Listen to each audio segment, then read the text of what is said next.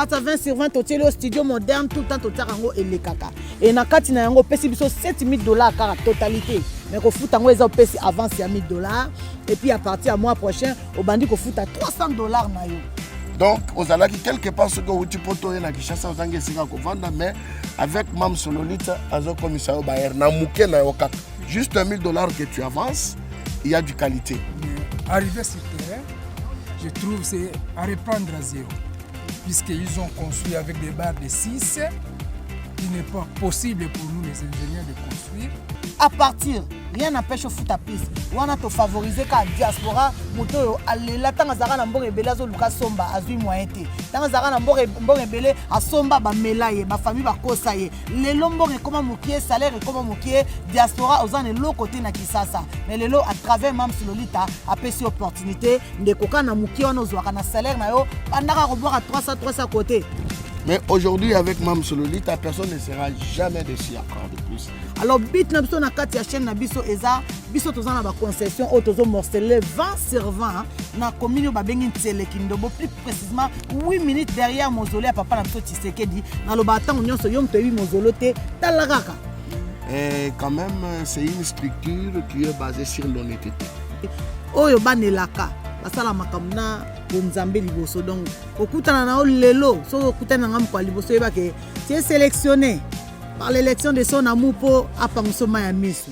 Donc mikoleki na yebisa bino ke côté to sombi eza même na site touristique o tozo souhaiter to sala parce que mai déjà naturel to kutaki nzamba sala ezali ndeka to lingaka. Donc c'est pour dire combien que la structure est très dynamique. Chez nous, il ne pleut jamais. Il pleut ou qu'il neige, on descend sur le terrain pour des réalisations concrètes. Oh, nyonso zo mona o mapang nyonso na kabela batu.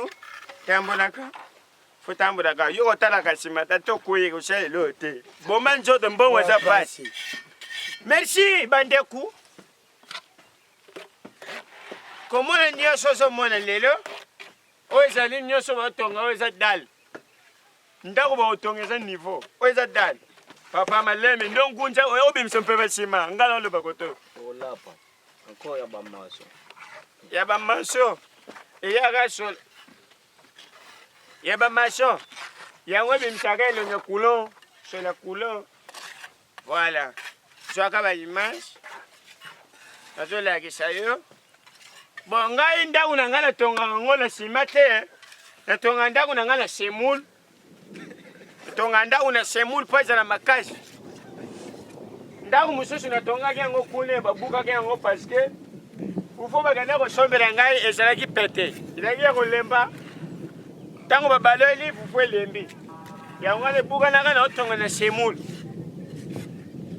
kasi bandeko boso landanga papa confiance bon merci bandeko voilà barbi Mam Sololita a fongoli sibiso centre mune ya munene ndeti biso ba pauvre l'état tuzali awa oza umona bato misala baza kusala misala baliaka malamu bamelaka malamu nyonso malamu babeti kenza bayebe longa wese te po tozala wese te lokola Mam Sololita bino bato libanda oyo bosawa te voilà ba diaspora voilà boya Mam Sololita ya futaka batu na fin du mois te voilà après une année on a selé na 30 000 voilà faut bomenzo to kusala musala mbongo apasi po ba fraîcheur ba le ba nous sommes les oiseaux quand même tozabatu toninga po parce que maman na biso Mam asele bolingo moko ya malamu merci.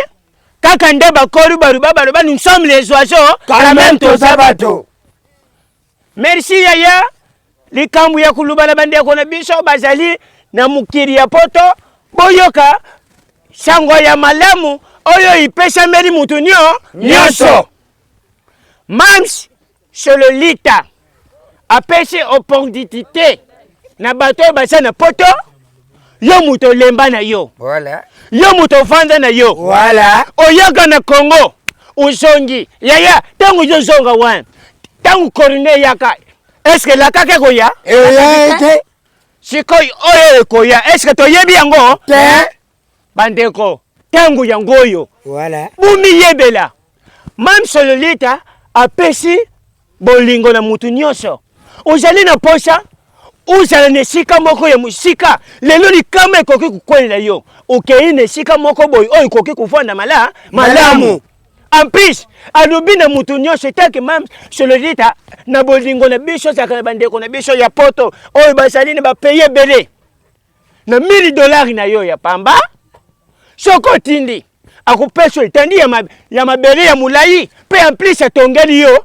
lupangu na kati uvwandi ozokomi kufuta ye malembe ozali na posa uzwa mabele ya contrat yaka ukupesa bakupesa yo ukuvanda tala misala ndenge baza kusala misala malamu biso ba oyo yupe tubandaki kudela biso pe lelo tuzala misala omoni yango en plus ba diaspora bo pesa mama Lolita confiance $1000 ya pamba opesi bakomi kotongelo mabele esala mawapi poto to sona potinga lobi guerre so bakisama esa uyate uya yo kimela wapi bo pesa mama Lolita confiance ba diaspora to na sengi bino bo pesa mama Lolita confiance na loba papa confiance oyo te confiance oyo ya boboto ya bolingo oyo azana na yango esa bongo te bongo voilà lokola ngai loka kubalisana na oluba boy na yevite makamba bona seremba esara mate ezaka koto a part mama Lolita ya tika na yo mbongo ni na yevite ochana vizo mbalango yena te limero mama Lolita ezali adresse ne ezali apesio bosali contre-valet opia ndambu poko kuda pera 20,000 fois botindeli voilà ndeti biso tengu to bandako kusufri tukene na ndako ata choki to yene ndo neloko te na ndako moya basi na biso bayamba biso ezate bakoma kolala na biso ko ba lettre alphabet voilà shebiseka chéri na mbongo to na pierre lettre liboso x petit omone lango te x na balo na makasha x kaka te koma na parquete x kaka x la kishi pas d'entrée pas de sortie shebiseka chéri na faux congolais shoki faux congolais azongi na v shebiseka chéri na dollar basa kisasa baninga dollar te shebiseka dollar atazali na x omona ga v no tindete w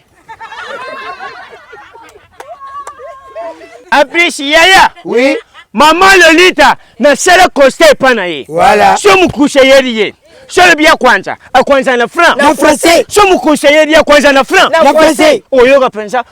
Ça pique. Ce qui tient libo moyo ka pensa. Ça commence mal. En plus, bana ya mama na ndako ba sakana na franc. Na français. So ba sakana oyo ka pensa. Ferré joke, donnez-vous. Sondere matinde, ding.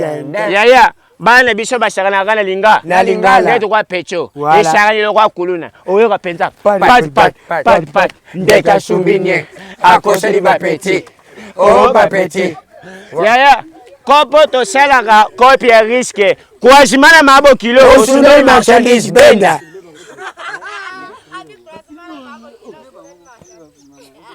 En plus, Yaya, oui tu fait les 3 présidents. Basokola biso te tabachage.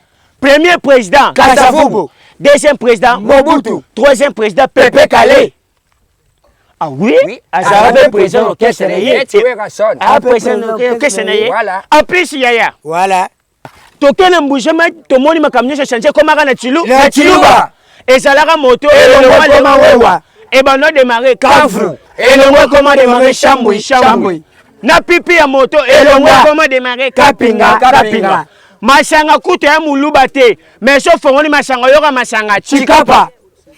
Debout congolais alaka na français Ekoma chiluba. Debout congolais alaka na français Ekoma chiluba. ba komo oyemba ngo boye Debout tatuan. ini mamu wan chibindi wan malukai wan bugalenga wan Chipinga balojika lebwe congolais okabea Congolais. Mbui Congolais. Ngoi kasan, ngoi mulu bana ngoi mulu, mwamilani fachuan, wachilombo, président wachitunga, betwa bwe. Voilà, Mbote bonjour fidèles abonnés. C'est bel et bien votre mère, journaliste Divine Kabeya, Kabeba Divine, autrement appelée Divine Étoile, la meilleure journaliste de sa génération. Je pense qu'aujourd'hui vous allez me poser la question, Divine Étoile, nouveauté Nino Memel Bisso, Kandé Tolobaki, ces derniers temps, tous en Marambotali construction avec Mams Lolita Immobilier.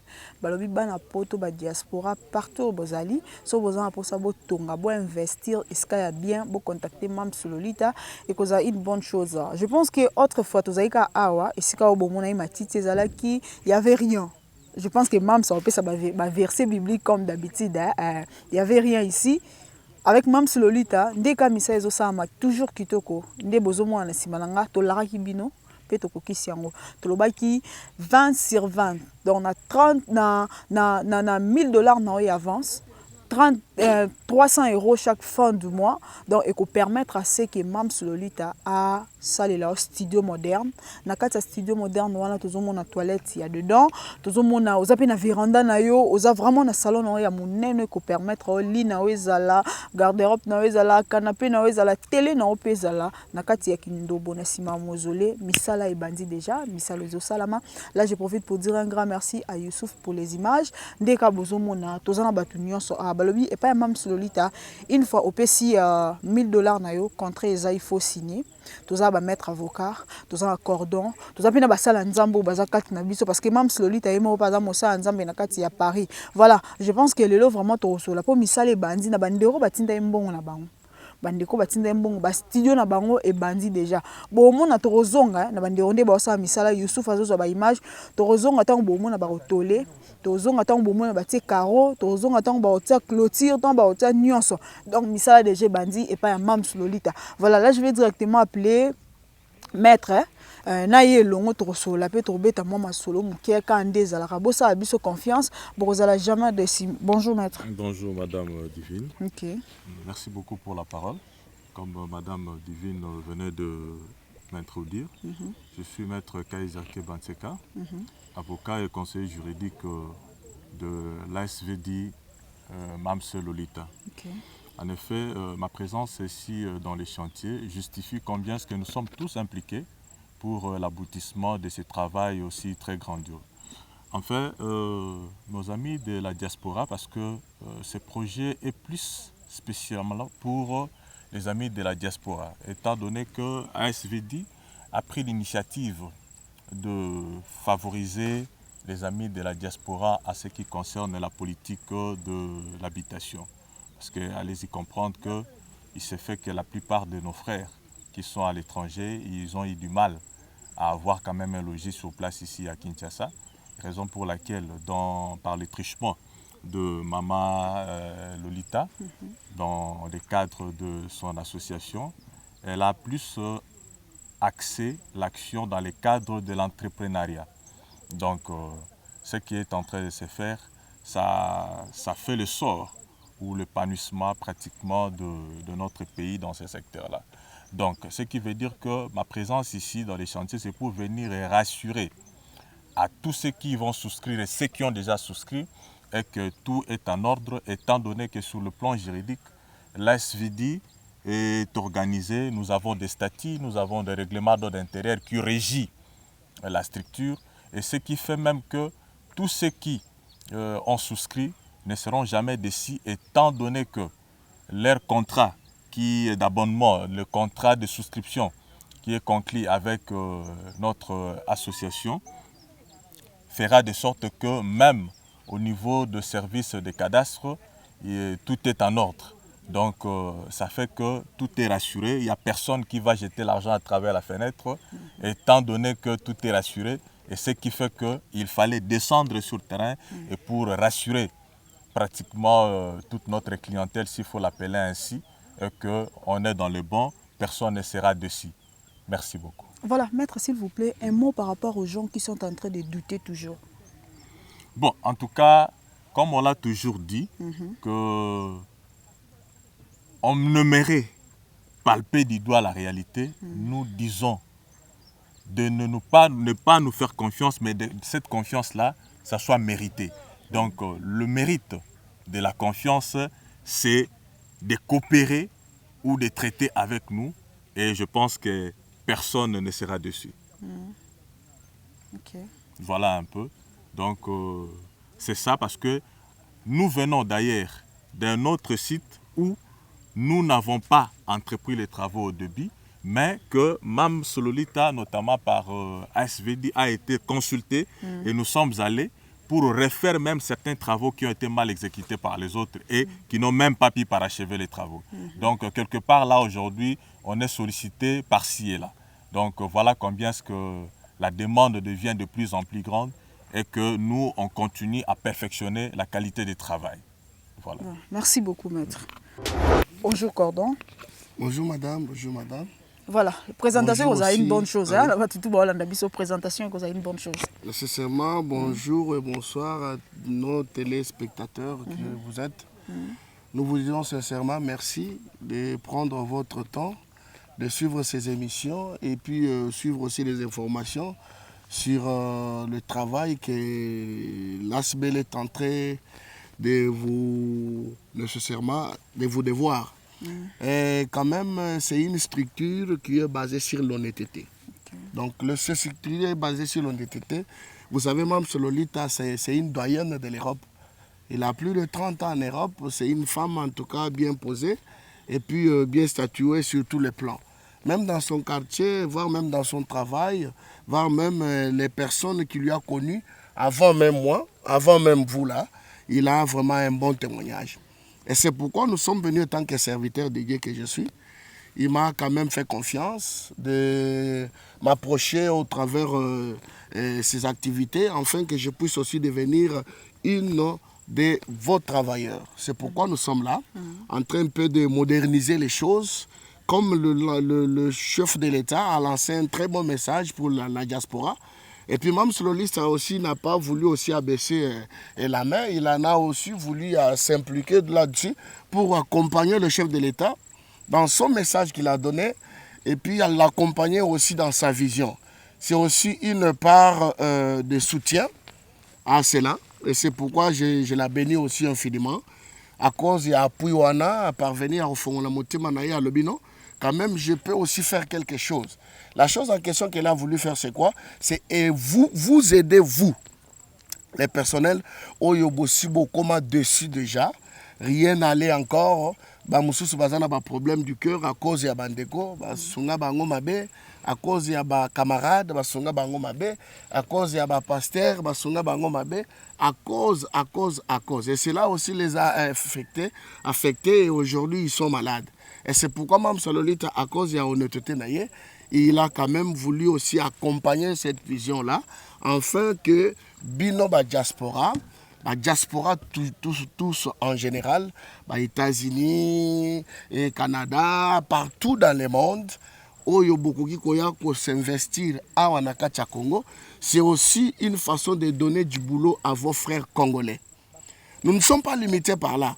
J'ai fait aussi l'invitation aussi à ceux-là qui ne sont pas congolais. Vous pouvez aussi venir investir dans notre Congo. Okay. Même si vous avez besoin, vous avez besoin peut-être de trouver un endroit qui est nécessairement proche d'une rivière. Nous avons des endroits comme ça. Mme Sololita en a des sites comme ça qui peuvent aussi vous servir. En cas de vacances, vous êtes blanc, vous êtes qui que ce soit, vous avez votre argent, vous voulez investir au Congo, vous êtes construire au Congo. Mme Sololita est là, elle est là, disposée pour vous. Et il en a quand même accepté de devenir votre travailleur et en complicité aussi de toute son équipe. Alors, il y a des endroits, des sites qui sont vraiment réservés pour vous. Vous les amoureux de plage, il y a un site qui est réservé pour vous. Ça ne compte jamais la nationalité, mais nous parlons de ceux-là qui veulent aussi vivre la vie moko vraiment abondante. Vous savez, et pas au Congo, chez nous ici au Congo, on ne disqualifie personne. Il suffit que quand vous avez une personne de bonne manière, vous pouvez aussi prendre place. Il y a tant d'endroits ici que nous pouvons aussi le mettre à votre service. Et vous pouvez aussi nous faire confiance afin que vos demandes nécessairement soient nécessairement respectées. Voilà. Je suis le cordon, étant que le serviteur de Dieu aussi. Et c'est pourquoi je me suis impliqué, parce qu'en sachant le savoir-faire de la dame, je lui ai fait confiance. Il m'a fait aussi confiance. Ça fait des années où nous sommes connus. Donc, Tout ce temps-là, c'est pourquoi j'ai aussi pu comprendre que non, en s'adhérant dans cette histoire, je pouvais aussi l'aider en cas de travail, en cas de quoi que ce soit. Je suis là à votre service. Spirituellement aussi, c'est pourquoi je vous dis, cette structure est basée sur la confiance, l'amour, l'honnêteté aussi. Ici, il n'y a pas d'aventure. Et si peut-être des fois, si on a une aventure, il y a que même sur le lit, à réduire ma camboupé, à vendre sa makamuna kimia. Donc, toujours quand on a le shalom, shalom, c'est une adage vraiment puissante pour elle. Et c'est une salutation divine. C'est une salutation aussi puissante. Et puis, c'est une salutation du cœur. Ce shalom-là sort nécessairement uniquement pour vous faire voir sa personne. Elle est quoi? Et qu'est-ce qu'elle représente? Alors c'est pourquoi vraiment j'en suis fier aussi de vous dire que non, c'est une servante de Dieu que je connais bien. Et puis c'est une dame que je respecte aussi. Elle a des qualités, des potentialités aussi de faire quelque chose. Alors tant que une vision, j'ai vu, wow, c'est dit waouh, quelle potentialité, c'est une femme capable. Alors voilà avec l'idée à commissi yo bailleur. Donc, aux alaki quelque part ce que vous pouvez na Kinshasa aux angesika ko vendre, mais avec Mam Sololita azo commissaire Bayer na muke na yokak. Juste $1000 que tu avances, il y a du qualité. Toujours le bâtiment que s'il ça la boue, le $1000 que vous avancez, vous avez déjà une parcelle 20 sur 20 et par après aux autres qui découpent ça va $300 chaque fin du mois et vous ne serez pas dessus du fait que ce qui est coquille une moitié à Oyumbongo Yopesi, on comprend qu'il y aura du grand travail fait et on comprend maintenant que non, je suis quand même na koti na katia et sikamoko oyona s'est retrouvé. En tout cas, on est ensemble, il n'y a pas de souci. Faites aussi comme les autres, vous ne serez pas dessus. Vraiment, je vous salue là où vous êtes, dans vos maisons. Soyez vraiment le bienvenu. Vous ne serez pas dessus. Tout ça, toute l'équipe Mobimba Awa. Tout ça, la chaîne à télévision YouTube. Tout ça, na mikana surtout possible. Tout ce que au luka et pas nabiso au attends au luka 100 hectares. Ne vous en faites pas. Ya bilanga tout ça mam sololita azana porta makambo nyonso atozo luka site moko touristique mam sololita azana nyonso ata bailia yo mbongo quelque part net na minute to tikinga kati make musala moko esalemaka e komi na cheve muto a dépenser ma mbongo muto esale passe mais mam sololita tango atali esale na passe donc na biso moko elelisi biso comment kozala motema mabe ya boye ozwi mbongo wa mutu ozo servir eloko etenga mape aussi si musala te vraiment déplorable. C'est pourquoi nous avons Sabino, Boza la licence précédée. Même sur le lit à ça et na terrain. Compagnie Mounene Seye Libino, vous ne serez jamais ici. Je vous bénis. Merci beaucoup. Voilà, mbote ingénieur. Mbote maman divine. Na bandeko nyonso bazolanda biso na ebité message nyoko ko lancer na bango parce que toyebi ke yondo zawa comme ingénieur, yondi mutozo pesa ba plan, yondi mutozo tonga studio moderne. Bana poto nyonso ba diaspora nyonso bazolanda biso message nyoko ko lancer na bango. Ok, merci beaucoup maman divine. Na ko lancer message moko o eza clair, nan toza ko tonga ba studio simple. Mais pour le moment tout le monde, il faut tonga ba studio eza moderne, to bakisi douche, to bakisi na cuisine na kati, donc comme siko modernisé. Yango nazo biyebisa ba maman nyonso oyo ba pesi confiance na maman Lolita, va continuer ko pesa confiance.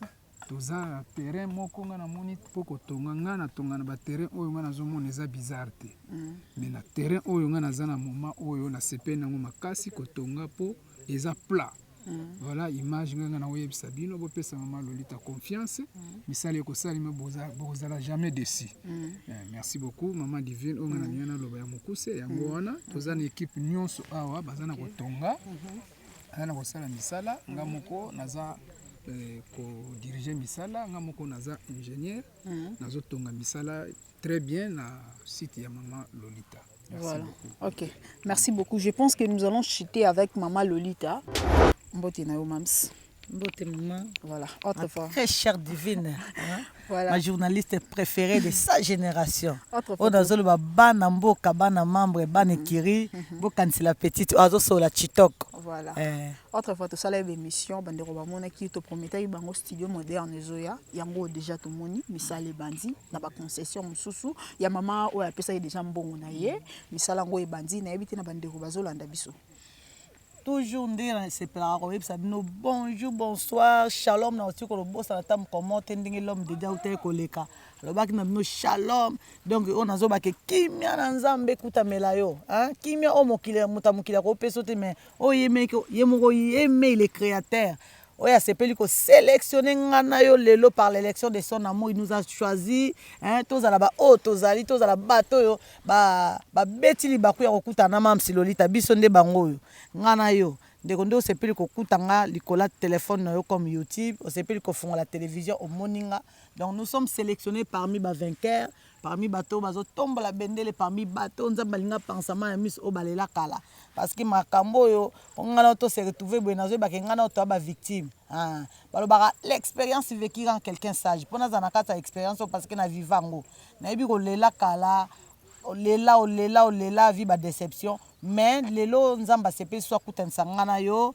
na nzela YouTube na nzela ya chaîne oyo okutani nango donc yango nayebi so shalom kimia na nzambe epesamela yo alors ngai yo la personne yango bozoluka o mikolo ozofongolika YouTube na yo la taille ne fait pas l'homme kotala nga na taille te eza likambo ngolu mpe mutu nde ezosala donc naza moko ya bino ya diaspora oyo nasali plus de 30 ans na kati ya mboka no babengi Panama France donc nde bauti koloba naza moko ya mosala nzambe oyo nazoservi naza nanga moko ya moumbu moko ya mwana mosala ya nkolo donc nasepeli susu kokontinue kozala mpe mwana mosala na bino donc nde bandeko bauti koloba c'est toute une équipe oyo eza sérieux basala nzambe bato alwa ya mibeko baza na kati ya masolo oyo talaka un avocat akondima kotia elongi na ye to mpe vi na ye na kati ya makambo te si c'est pas du sérieux c'est des hommes sérieux c'est des hommes responsables c'est de pères de famille bato bapena misala na bango na kati ya mboko evanda mais so bandimi basassocie na Mams Lolita na kati ya masolo parce qu'il y a du sérieux donc biso wana na kati ya lelo toza na kati ya kidobo nde nazoloba na bino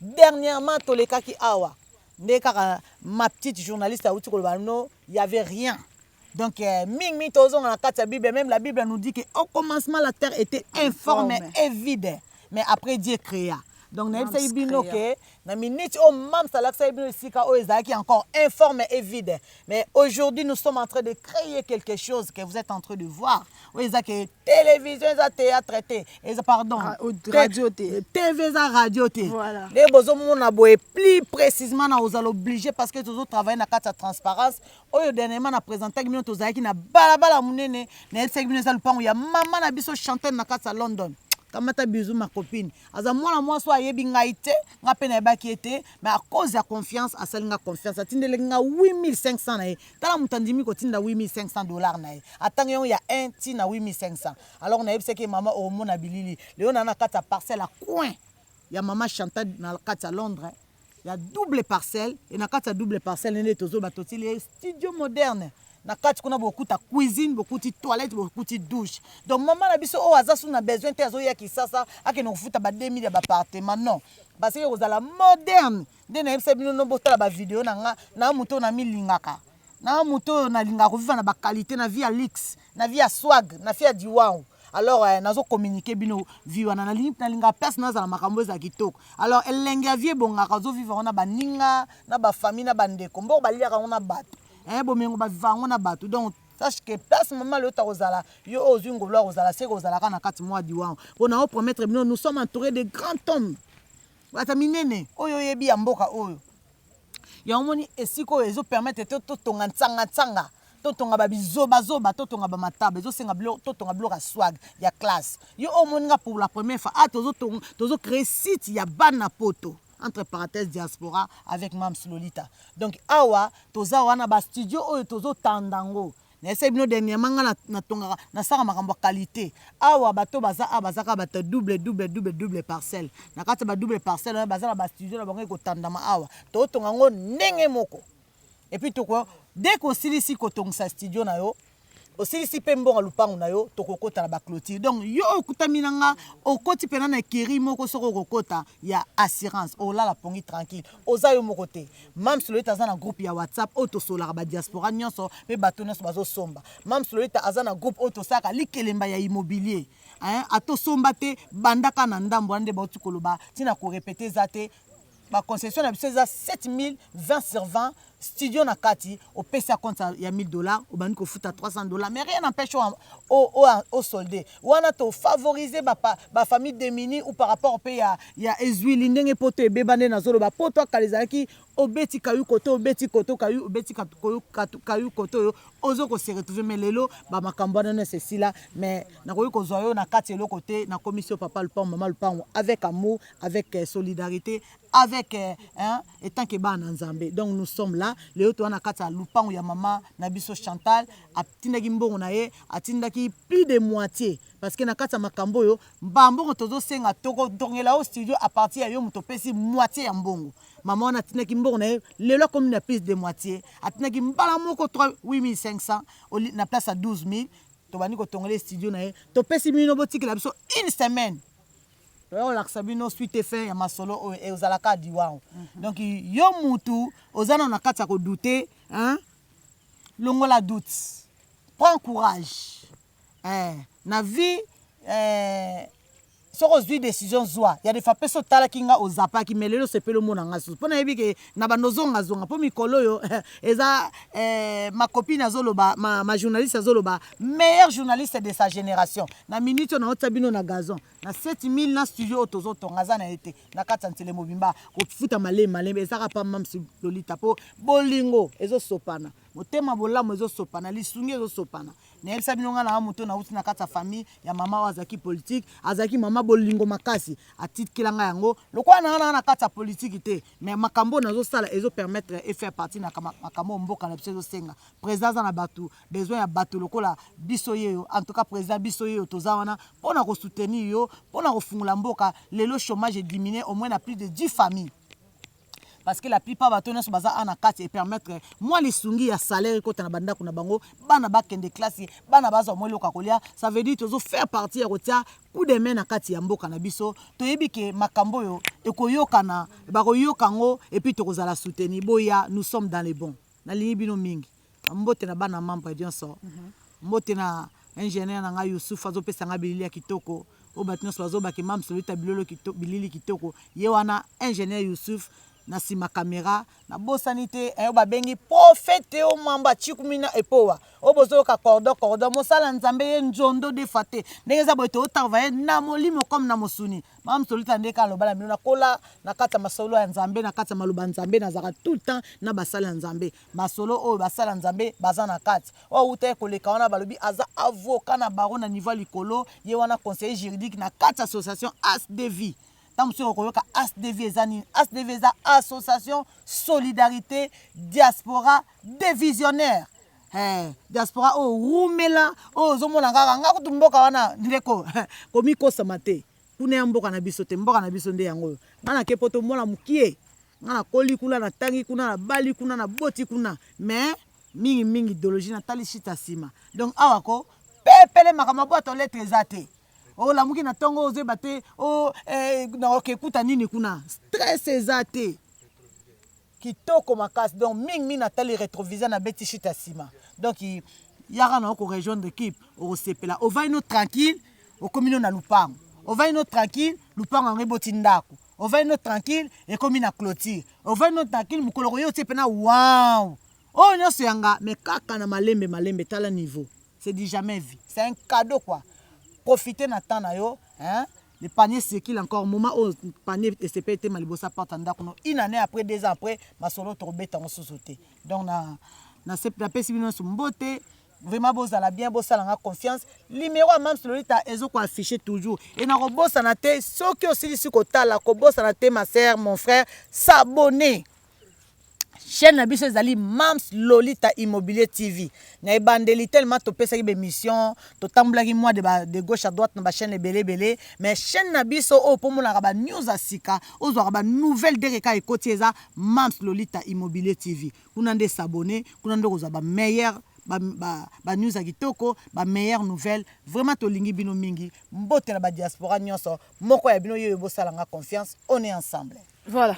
Merci beaucoup, Mme Lolita. Je pense que Mme Lolita, le but des gens, nous chutons déjà vers la fin de notre émission. Des cas de l'Obaka, beaucoup de confiance, beaucoup de jamais de si, beaucoup de toujours confiance, beaucoup de jamais cause à la déci. Là, je profite pour dire un grand bonjour à ma maman chérie, Maman Solange. Je vous salue. Mes salutations à Gladys, Gaël, Gwenel Love, mes petites sœurs que j'aime beaucoup. Merci beaucoup à Youssouf pour les émissions bien et à qualité. Aux Opesanga, image à Kitoko. Vous s'abonner toujours sur notre chaîne. N'hésitez pas de vous abonner, liker nos émissions, commenter, partager, ça nous fera énormément du bien. Avec Mme Lolita, vous avez confiance, beaucoup de jamais de si, dès qu'on a répété, dès qu'on a loba, vous avez chanté, contactez Mme Lolita, vous avez terrain, pour contacter Mme Lolita, dès que vous avez maman depuis Paris, à Maman Hortense, depuis France, à Sali, Divine Kabé, à confiance. Mme Lolita a confiance. C'est pour cela que vous avez image de Zoama, Kalatela, Misala de Jésus Bandapé, à Maman Hortense. Merci pour la confiance au Pesa Kibiso. Des gros bisous à ma maman chérie, la patronne, la femme qui a monogramme à Western Union London City, la maman chérie de Divine Étoile. Maman Solange, de gros bisous à vous. Mes petites sœurs que j'aime tant, Gladys, Gaël, Gwenel Love, je vous salue. Mes big boss aussi, Quartier Junior, Zachary, je vous salue. Quant à moi, je vous dis déjà au revoir. Soking Kole Zongité, Tokuta Nambalasima. Merci.